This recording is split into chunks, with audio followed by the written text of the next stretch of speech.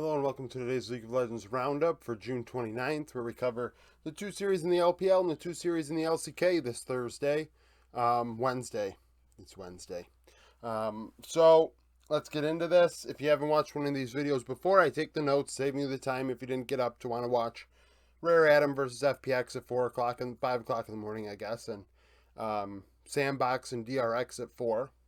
So, Rare Atom and FPX. In my sneak peek, if you missed it yesterday, which I do every day if I can, it's a short video later on in the afternoon, evening my time, maybe early morning for you, late at night for the European fans, subs, I guess. I wouldn't say fans. You can predict and watch those and you get an idea of what series are coming up today. So, Rare Atom versus FPX. I said that FPX this was make or break for both teams. FPX in dire straits, 0-5. Zhao Laohu needed to perform big time if he wanted any chance to continue starting, because Summit is sitting behind him right now and is chomping at the bit to get a chance to get into the lineup. So FPX beat the hell out of Rare Atom in this 2-game series. So game 1, FPX would go 2-0 bot lane at 5 minutes. That would lead to Prio over Drake, which they'd take a Hex Tech. They'd then get another kill bot, and then at 12 minutes win a fight 4-1 and bot Care and LWX with doubles. LWX was a menace on Zeri in this series, ends up being MVP. Excuse me. At 13 minutes, after all of this attention bot lane, FPX ends laning phase up 7-1 in kills and 5k gold. FPX then take a mountain. At 14 minutes, they win a fight in the jungle 5-2. LWX with a quadra, iBoy with a double. FPX then would get a couple more picks, and at 19 minutes, get a third pick in a row to go to Infernal Soul Point. They would take the Baron there and get another pick, going up 10k gold at 20 minutes. At this point, they're up. 10k gold, like I said, but 16-4 in kills, and LWX is 8-0-6. And then they would end with that Baron at 21 minutes through top lane. LWX with a Penta. As you know, if you do watch these videos, if you end up getting a Penta, win or loss, I end up making MVP. LWX with the Penta to clean out house and end. Final score 21-4. Game 2, similar deal. FPX got a 2v2 kill at 5 minutes. 3 minutes later, they would win a fight in top 2-0. Clid with a double on Viego. Rare Atom then would take an Infernal. There would be an exchange of kills in bot lane in the 2v2 at 10 minutes. Rare Atom would dive bot 2-0 at 12 minutes, and this would end laning phase with FPX up 4-3, but only 1k gold. So laning phase was a lot closer, but you can see that bot lane is still very chaotic. After this ended, FPX would respond in bot 2-0. They'd reset, Rare Atom take an Ocean. FPX go top. At 20 minutes, FPX take the Hextech Drake, winning a fight 4-1. Clid with another double. This would put FPX up 4.5k gold, 11-4 in kills, and LWX at this point is 4-2 and 5, or 4-3 and 5. So, he's dying a bit in this one, unlike the other game, but 9 out of 11 kill participation. He was playing with some serious confidence in this one in both games. And it was nice to see out of LWX, a guy that's kind of taken a back seat over the last, I would say, over a year. FPX then get a pick at 25 minutes. They take a Baron after winning a fight 3-0, giving them an 8k lead in gold. They use that to take another Hextech Drake. They get a pick at 26 minutes. And Baron ends with them up 10k gold. At 28 minutes, FPX end 5-0. Zhao Laohu with a triple. LWX with another double. Final score 22-4 as they beat them 43-8. Just completely beat the crap out of Rare Atom. Rare Atom did not show up at all in this series. I don't know where Strive was. I know where iBoy was, and he was in gray screen. At least Strive, and definitely Cube. Cube was probably, one of their better players, if there could even be a better player in this series. They were garbage. Rare Atom were just so bad. Weibo and Ultra Prime, another 2-0 and 2 blowouts. We have 47-13 in this one. Weibo would get first blood at level 1 invade, At 3 minutes, they would win a fight in top 3-1, S of M with a double. They would then get a 2v2 kill and then double down on bot at 8 minutes, going down there, winning a fight 2-0. This prio and bot gave them a mountain. Weibo would then go mid. They would win a fight 3-0. Wanfeng with a double at 11 minutes. Ultra Prime then dive top. Weibo go top, and laning phase ends at 14 minutes. So, in the first 14 minutes, we had a level 1 by Weibo. Weibo win a fight in top. They get a 2v2 kill. They get 2 kills bot. They take a mountain. They go mid. They get 3 more kills. Ultra Prime do something and dive top at 11 minutes, but all of the stuff I just said, Weibo had already done. Weibo go top lane themselves to end laning phase up 11-2 and 7k gold at 14 minutes. S of M 3-0 and 5 on the Wukong. Ultra Prime then take an Ocean. At 6, Ultra Prime taking Ocean. So Ultra Prime's taking Drakes, but they're such a hole it doesn't matter. Weibo are win a fight in mid 5-2 at 16 minutes. The Shy with a triple. I wanted to make the Shy MVP, but I didn't. So the Shy with a triple. This would put them up 10k gold at 16 minutes. They go top lane at 19 minutes. They take a Cloud after getting a pick. Weibo then win a fight in the jungle 4-0. The Shy and Wanfeng both with doubles. That would lead to a Baron and a 13k gold lead, and then Weibo would end with the Baron 3-0 in mid, Wanfeng with a double. Wanfeng ends up being MVP. He was very impactful in both games. Game 1 on the Twitch, setting the tone, getting that stealth invade going on level 1, and then in Game 2, he was also dominant on the Callista. So, Game 2, a lot slower. A lot slower, despite the kills being high. Same amount of kills, but a different pace. So, Weibo take an Ocean, and we don't get first blood till 13 minutes. We had 13 kills in 13 minutes in Game 1. So, at 13 minutes, Ultra Prime take a mountain, and they did that by getting a pick. So, first blood was a pick to set up the mountain. Weibo get a kill after Ultra Prime take it. Ultra Prime then take a Rift Herald after getting a pick at 16 minutes. However, that would end laning phase, and Weibo are up 2.5k gold despite being down 2-1 in kills. They're just out farming Ultra Prime. They are getting prio in lane and doing what they have to do. At 18 minutes, Weibo win a fight 5-2, the Shy with a triple, and Angel with a double. That would lead to an Infernal, and that's where the game went out of hand. After that, Weibo then would take a Mountain Baron 5-0 at 20 minutes. The Shy with the triple, Wanfeng with a double. This would give them a 9k lead. Weibo were 11-4 at 21 minutes. The Shy was 6-1-1 on the Gnar. After the Baron subsides, Weibo wins a fight 5-2 as they siege Wanfeng with a quadra kill. They would then reset to go to Infernal Soul Point and then end on their next push. Wanfeng with another quadra kill on the Callista. Just dominant performance out of Weibo in this one. Ultra Prime this was a kind of show us game, I guess, because Ultra Prime have been middle of the pack, kind of like Rare Atom, but better. But when Rare Atom, but better. FPX is probably where we would expect Ultra Prime to be right now, would be where FPX should be, and it's not the case. But all three of those teams are probably going to finish around each other in the standings when push comes to shove at the end of the split. So these were important matches for these teams to see what they could do, and clearly Ultra Prime is not at the level of Weibo yet, as Weibo tries to separate themselves from that pack after going 3-2. The Shy didn't. He didn't, and that's why they ended up coming out on top. So that's it for the LPL. Now on to the LCK.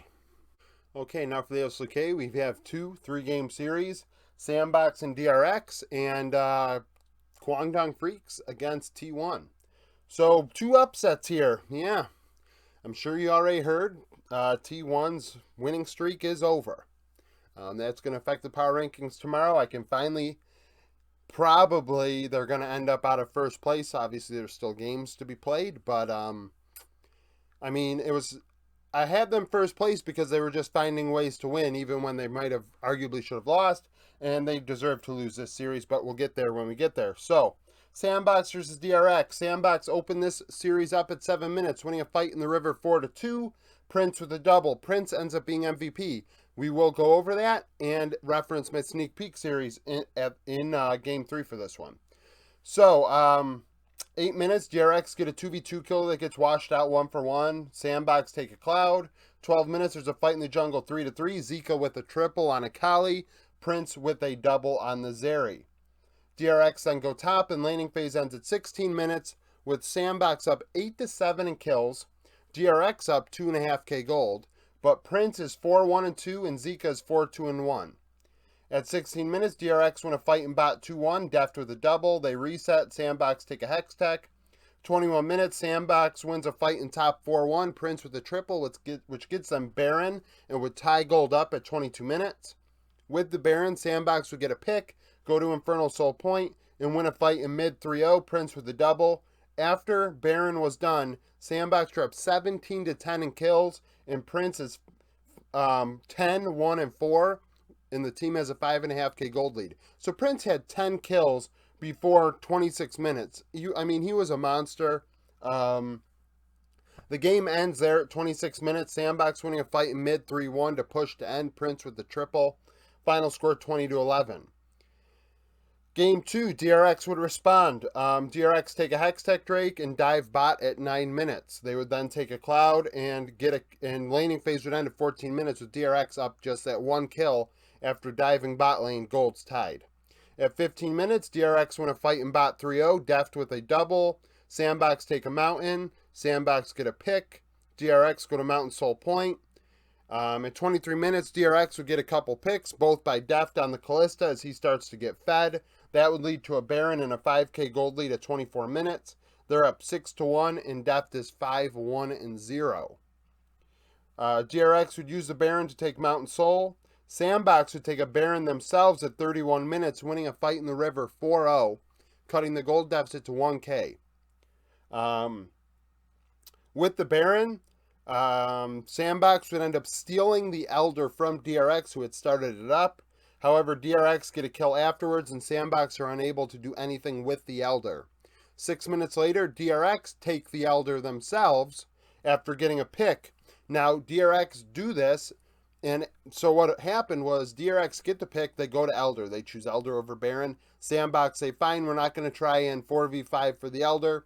We're going to go try and take Baron, which they take. However, which they try and take. However, DRX steal it. 4-0, Kingin with a double. So what happened was DRX were able to get to the Baron in time, steal it, and win the fight 4-0. So final score of Game 2 is 13-5 DRX. So Game 3, the decider. There's a skirmish at 5 minutes in the 2v2, 1-for-1. Sandbox take an Infernal. They take the Rift Herald at 11 minutes, 2-for-1, and they end laning phase at 13 minutes. Sandbox up 3-2 in kills and 2.5k gold. They then take an Ocean. At 14 minutes, DRX respond 3-1 in bot. Sandbox then get a couple kills in the jungle. At 18 minutes, Sandbox get the Rift Herald despite DRX getting a kill.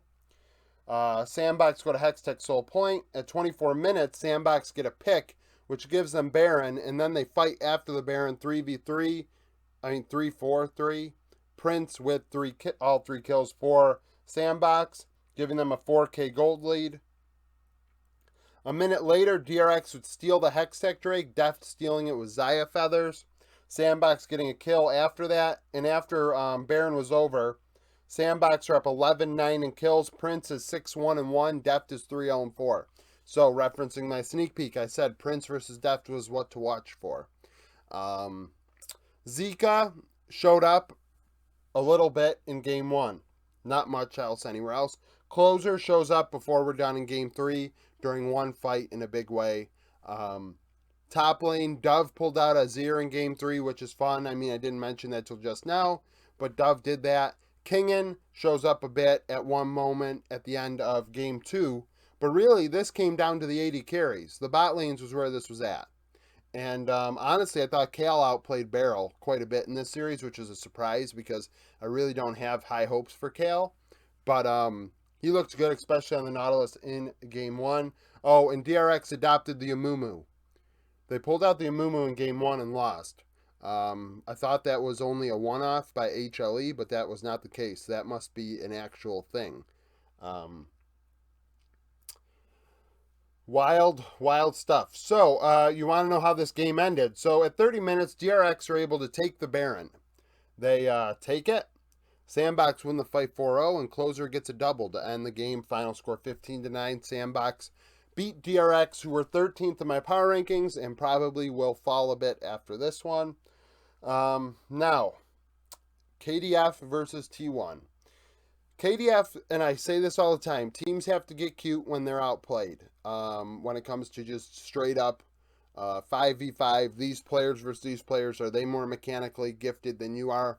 At this point, I would say T1 are more mechanically gifted. Keen is a top 580 top laner. He ends up being MVP. Keen showed up big time in Game 3 in this one. And I'd argue Teddy is definitely mechanically gifted. He's very good. Is he past his prime? Probably. But he's really good. Carry is better than Hoyt. Faker is better than Fate. And Owner is better than Elam. But you have to get cute when that happens. You have to get kind of crazy. So in Game 1, KDF pull out the Ornn mid. That's their weird strat in Game 1. It does not work. They lose. They end up dragging it out. T1 end up winning 9-8. So at 4 minutes, T1 get a kill top. Then they dive top 2 minutes later. KDF get a Rift Herald and win a fight 4-1 at 9 minutes to secure it. So that's a big fight for KDF. T1 take a Cloud. At 16 minutes, T1 take a Rift Herald, winning a fight 2-0 and end the laning phase with the Rift. Up 6-4 and 4k gold at 17 minutes. Zeus is 2-1 and 3 on a Gwen. T1 then take a Mountain. They get a kill bot. KDF get a pick. At 23 minutes, T1 take the Baron, giving them a 9.5k gold lead. They use the Baron to go to Hextech Soul Point. At 27 minutes, KDF go top lane 2-0, Elam with a double. However, T1 would push to end 3v5 in top lane as they are sieging the base. So what had happened was T1 were sieging. KDF responded, winning a fight 2-0 in top. But literally, T1 win the 3v5 to the point where their dead teammates are able to TP in and they end. So final score 9-8. Game 2, KDF end up going Swain, Senna, Seraphine. Not too weird. Senna, Seraphine's a thing. We haven't seen it much. The LCK had definitely not seen it much. But it is a thing. We know it exists. KDF win a fight in bot 2-1 at 7 minutes to open it up. T1 then respond, taking a Rift Herald. KDF getting a kill on the turn. KDF then take a Mountain. KDF get a pick. And at 18 minutes, KDF are up 4-1 in kills. But T1 have a 1k gold lead. The game completely stalls out after that. Between 14 and 28 minutes, we had no kills. KDF were able to go to Cloud Soul Point before at 28 minutes, Elam gets a double kill, 2-for-1 in top lane. KDF end up allowing T1 to take the Cloud after this. And at 30 minutes, the game ends. KDF take the Baron and win a fight 5-0. Keen with a double kill on Gnar. On Gangplank, getting ahead of myself. The Gnar is Game 3. On the Gangplank, gets a double kill in the big fight after taking the Baron, and they end off of that ace. Final score 12-2 in Game 2. Not a lot really happened. KDF just beat T1 straight up. Now in Game 3, KDF say, why don't we try and combine what we did in Game 1 with what we did in Game 2? And then even get a little weirder.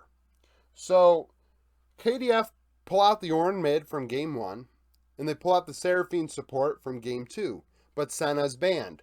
So, and this is a joke, obviously this is not created by this individual, but they pull out the Tyler 1 Ashe support for Game 3, which was pretty great. Did not expect Ashe at all. Did not expect fasting Ashe. So, T1 get out to an early lead. Elam tried to lose this game at minute 3. He tried to invade and got killed. Elam wanted to lose the game. Owner then went mid. So in 4 minutes, T1 are cruising. KDF go top lane. T1 say fine, when you're top lane, we'll take an Ocean. T1 then dive bot. KDF go top. KDF go bot in 3 minutes. 9, 10, 11.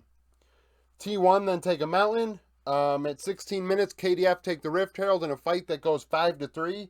Keen with a triple, and the junglers, Owner and Elam, both with doubles. Keen, like I said, ends up being MVP. He was massive in this game on the Gnar, played a fabulous Game 3. KDF take a cloud after getting a pick, and at 18 minutes, laning phase is over with KDF up 9-6 in kills. Gold's close. Keen is 5-0-2. Owner is 5-1-1. At 20 minutes, KDF get a pick. They take a cloud. T1 win a fight in mid 2-0 at 26 minutes. Can't do anything with it. KDF go to cloud sole point. 31 minutes, KDF win a fight 3-2, which allows them to get Baron. However, they're down 1.5k gold. So during all this window where there's not a lot going on, T1 are able to gain turrets, gain gold, without having to really fight. With the Baron, KDF get a pick, and they take Cloud Soul. At 37 minutes, they win a big fight in mid 4-0, Keen with a double, and then at 39 minutes, they end 2-0, Elam with a double. At some point after the Baron, Keen was like 7-0-7 on the Gnar. I mean, just a fabulous performance. It had to have been after the double kill at 37 minutes. So, I mean, just a great Game 3. I can't say it enough. We've been waiting for Keen to show up in a big way. And throwing back to my sneak peek series, I said yesterday, I'm interested to see how Keen versus Zeus ends up playing out. I really didn't want Keen to go on Sejuani. They'd been picking him Sejuani and Ornn and things like that. And he is your best player. Do not do that. Like, do not put your best player on those champions. So instead, they pick him Cal, GP, and Gnar. That's what you have to do. Give him things that he can carry on. Final score 19-10. I mean, they beat him. And T1 I mean, we'll see what happens now with T1. This might be what they need in more ways than one. I'm not even necessarily saying a wake-up call. However, they do need a wake-up call after the drafts they were pulling off early on in the split. I mean, Camille support and stuff like that, like really cocky picks. But at the same time, this takes a lot of pressure off of them as they just finally had a 27-game winning streak blown. They don't have to worry about that anymore. They can just play. And it's good. So I think this is good for them in more ways than one. We'll see how it affects my power rankings tomorrow. I will say that the likelihood that they're first is probably slim. I don't know who plays in the LPL tomorrow. If the JDG is probably... I would have to say it's probably between JDG, Victory 5, and RNG to figure out who ends up probably being first. But then again, Gen G definitely has a claim to make. So we'll see how it all turns out. Thank you for watching this video. Like it if you enjoy League of Legends content. Subscribe to the channel so you get notifications. Hit the bell so you get notifications as well. Yesterday I went over patch 12.12 as well as 12.12b. Trying to give a little insight on what champions we may see enter or leave the meta based on players' champion pools over the last year and a half, and what was altered in the patch and micro patch. Later today I'll have my PCS minor region preview come out. That would be the PSG Talon, J Team, Flying Oyster region. Those are the teams you probably know if you're not a PCS fan and you're just a casual league fan. So that video will come out later, so if you hit the notification bell, you'll know when that comes out, and you will know when my sneak peek video comes out for tomorrow's games, which I referenced a few times, where you can predict the winners, and I keep track of it in the comments. So if you enjoy this sort of content, like I said, and you stuck through all of my spiel just now, you should probably subscribe to the channel. Thank you for watching, and I hope you come back for more content.